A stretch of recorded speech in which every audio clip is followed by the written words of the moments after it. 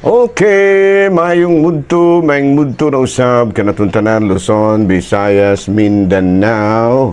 Mayong mudto Philippines, may mudto world, may mudto universe. Ano na punta mga higala, dili nga itong tulumanon sa kahanginan CUNA Catechesis on Air.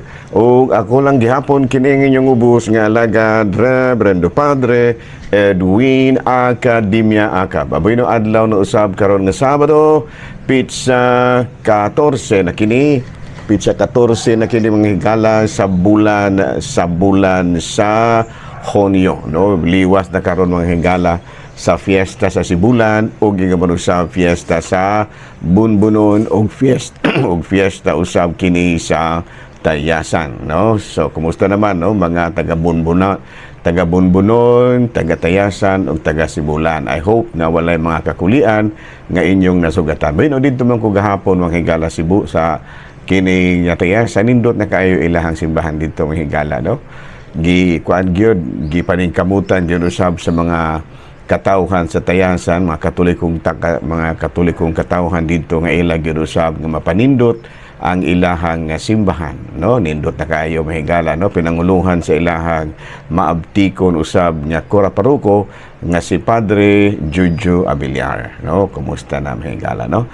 Nahala, no, may mudto na kanatuntanan ato po dahil nga timbayaon ug may mudto ang taga Bunbunon, no? Kumusta, no, si Juan dito mas Father Walter di ay, no, kay kagahapon ang nimisa diri sa Tayasan si Kuan man pa Monsignor kana Erasmo Bohol, no, si Albert Erasmo Bohol nya nangutan nami asa ang iyang kauban nga si Padre Walter Tubis tuad ay kuno sa Kuan, tuad dito na mista sa Kuan sa Bunbunon, kinasan man siya dito. Nahala, no? May mudto na kanatuntanan ang hinaot kita nga ana kitang tanan sa Kapiskay sa Panlawas. Abino arita mga igala sa ato ang CBCP News, balitang simbahan ni ining kamudtuhon. Ang prelature sa Infanta Quezon aduna na bag-o nga obispo, no? Si Bishop-elect Dave Dian Kapukaw, no?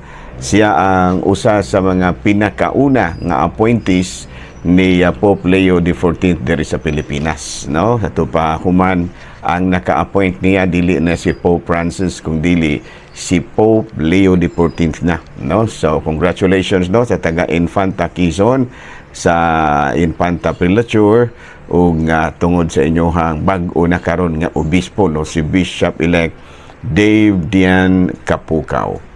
Balita mga higala gikan sa Vatican, Pope Leo XIV deeply saddened by London-bound plane crash in India for India.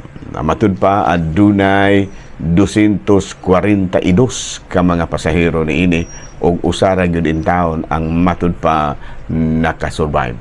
No? Sa tupad 241 ang patay og usara in town ang nakasurvive. Didto kini kuandra na crash mga higala a minutes lang human nga ni take off kini na wala in town kadaog sa gidaghanon sa mga pasahero ug nidikta in town kini og dugmo didto sa usa ka pilianan, mga pilianan pagyud sa mga doktor. Mao kadto mga higala mga balitang simbahan ni ining kamudtuhon, may mudto ka naton tanan. Puling, kumusta naman ka? Ay okay ra kay ko pader, ay wala ra gyud problema ko. Ikaw Mr. Cheng. Ayaw ko pare, no, para ayaw nagkapos sa negosyo, no. Unsa bay imong mga negosyo karon basing illegal na ha. Ay boyang simba ko pa mapreso matana mga illegal ako mga pinadiyos mga barigya ba. Unsa pinadiyos na maligya kag mga rosaryuhan? O diri ba kada bang paagi ba nga walay mga illegal, no? Bisan na negosyo ra gud ba ginagmay ganan siya o padayon gihapon ang mga pagbinuutan sa pagtinda. Abi ko magnamaligya na noon po karong mga religious items, no? Mga rosaryuhan, Biblia. Siguro Father, pwede gahapon, ano? Mas mga baligya ba nga walay mga dili illegal, dili mga hot goods ba? Abi, no? Sakto kay na nung pulding. Abi, no? Ato dahil nga ampo mga higala, no? Ang ato ang kahimtang karon, no? Kay sigon sa akong nakita, mura mag-eleksyon rin gihapon ng pormaharon. Dapiganay ra maghihapon ang mga politiko, no? Ang mga naa pa maghihapon kining gitawag na tuong party kana bitong affiliation, no? Mura bag ang ug dapig ka ni muni, dapig ka ni kuan, magdapig-dapiganay ra gihapon ang kining gitawag nato og impeachment court. So mura og para nako manghigala, no? Sa ako lang ha. Sa ako lang murag walay kapuslanan ng impeachment court. Para nako kung doon na sila reklamo batok kang kuan, batok ni kining singalan aning Vice President Duterte, lahos na naman nagkiha. Amot na abay immunity ni kuan. Naabay immunity ng Vice President, pero wala man siguro. Dili First President nga na immunity. Kung mawala immunity, ikiha na lamang na dikta ninyo ang pananlitang ikaron mura mag walay kapuslanan ng ilahang gihimo karon. Mura sama sa ilang giingon ga kuan ba? Kana ba ug sa ato pa na kanang gitawag og dili sila ka lugar, no, sa ilahang mga buluhaton, no. So nganong gibutang-butangan pa man ang impeachment court nga di man gihapon di mo ka lugar kay dag matud pas mga senador dili gid sila ka lugar tungod sa kadaghan silang trabaho. O di wala na naman ang impeachment court. No, nganong ato pa man ang gibutang-butang din ha nga dili ra man dai gihapon nato na pa-operiton. Ayan. Pero ako ra sa mahigala ha, no, kay ako ra bag kanang gitawag nato og ang sinultihan gud sa mga senador murag partisan politics gihapon, no? Partisan politics gihapon. Wala gihapon. Muna ginaigod nga wala murag sa akong tanaw may walaon na lamang ng ulo impeachment nga muras maghihapon partisan politics sa maghihapon, dili maghihapon mulutaw kung unsa ang mga kamatuoran. Ayan, no? Dili maghihapon masulti kay di man ipasulti. Dili madungog kay dili mapud ipasulti. Muna nga mas pay wala lamang na, no? Nganong gihimo-himo pa man ang impeachment court nga di man dai gihapon nato na ipa-operate. Ako ra sad na mahigala ha. Pasaylo ako kung ingon ana akong sultihan kay unsaon man gyud nga nagpaabot man gud unta ta manghigala nga duna gyud bay kalinawan ang mga problema nya kasaon ang kalinawan nga wala mapunoon gidayon ingon niya na, no. Sige na lamang, sige lang kapuspon no. Siging kapuspon mga higala. Okay ra, wala ra na problema. Nakita nato nga sa impeachment court mao gihapon may patigbabaw ang partisan politics. Sa ako sa na mahigala, pasaylo ako ninyo, correct me if I'm wrong, ha? Correct me if I'm wrong. No, mudawat ta sa koreksyonan ko. Nahala, no, padayon ta mga higala sa ato nga mga buhatonon ni ining kamudtuhon ug ari kita mga higala sa kining Saint of the Day. Ay, ano nga tong Saint of the Day karon bisag way nang utana. Nakapahinomdom kini kanako mga higala sa ato ang kauban sa buhat, no, si Brother Jones Manaban, no. Kini si Brother Jones mga higala muna usa ni siya sa mga sikat kayo nga anchorman sa lain nga estasyon, pero bilib kay ko niya mayo kay niyang pagkadala ang iyahang buhat. Okay, abino arita mga higala sa atong Saint of the Day. Ang atong Saint of the Day karon mao si Saint Albert Chmielowski. No, ang Chmielowski, Chmielowski. Abino gibunyagan kini siya sa pangalan nga Adam, no, sa Krakow. Unya belonging to a rich family. Unya matud pa nagpamembro kini siya sa secular na tabunan manon akong naong higala, no. Mo pa intang apiki tagnawang tabunan pagyon. na membro kini siya sa usa ka secular Franciscan. Unya nahimo siyang founder of the Third Order of St. Francis Servants to the Poor. Not homeless, established a community of sisters. No, so karong adlaw mahigala gihinumduman nato ang lain na pong patron sa Katolikong simbahan, si San Alberto Chmielowski. Ayan, no. Nasama kang ka Saint San Alberto Chmielowski, mama ato nga pangayoon kaniya nga mahisama kita kaniya nga aduna siya paghigugma sa mga kabus. Ayan, ako na ni kamot pa na mahigala. Nya ako giyong tagaan o pagtagad ang mga kabus. Labi na katong mga walay chinelas. Mga walay panot bras. Muna'y klaro yung pobre mahigala, no? katong mga kabus nga walay tsinelas ug katong mga kabus nga walay panutbras. Kabus pa, wa pa kay panutbras, pirti na yung kabusa. Joke na mga higalahan, joke na. Nahala no, padayon ta, ari na ta sa atuang topic. What is our topic this noon?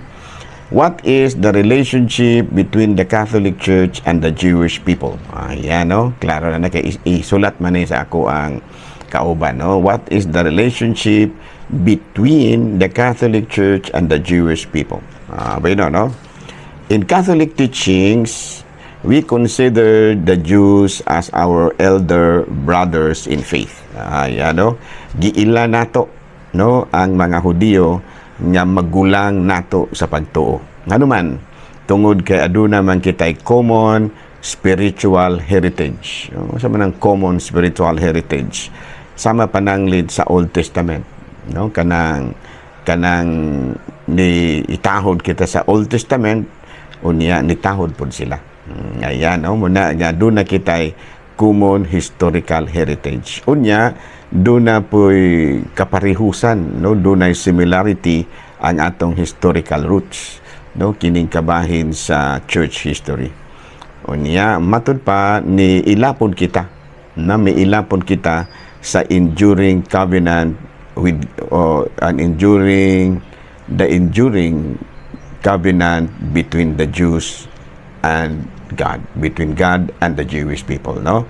We also sa many pasatong ihala.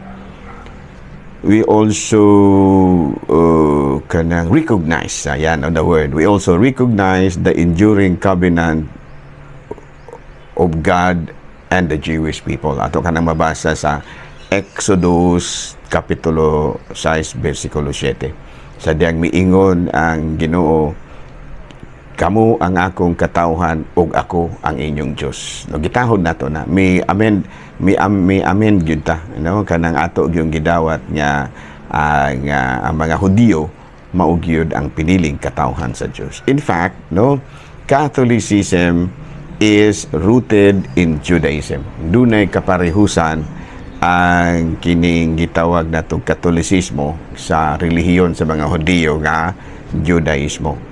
Gani ang ato ang tradisyon nga gisunod, Judeo-Christian tradition. Buti pa sabot, Jewish and Christian tradition ang atong gisunod. So we have so many things in common with the Jewish people. Usana ni ana ang belief in one God and the importance of the commandments. Namuna, no, nga munag ang atong relationship between the Jewish people is very strong. Why? Because we share common spiritual heritage, that is the Old Testament, and we have also share historical roots, that is our church history, and also we have so many things in common.